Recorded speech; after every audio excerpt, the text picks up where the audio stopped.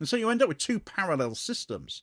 Inside the courtroom, the case is about 6 defendants and the specific charges they face.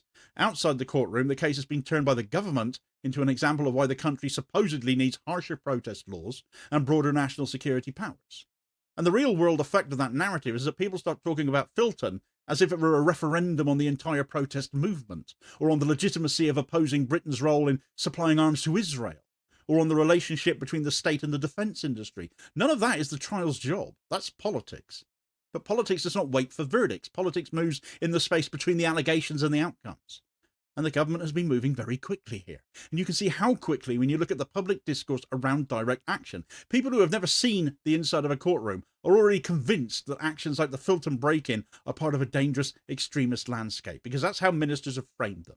And people who would normally understand that trials need breathing room suddenly find themselves reacting to snippets and commentary and speculation because the political narrative has been allowed to race ahead of the judicial process.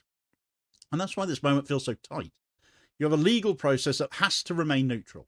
You have a political process that has no interest in neutrality. And the space between them is widening at the exact moment the country is asked to trust the state's fairness.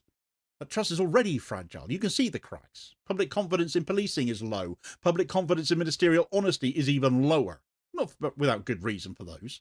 And when you add national security rhetoric into domestic politics, you create a climate where dissent stops looking like citizenship and starts looking like a threat.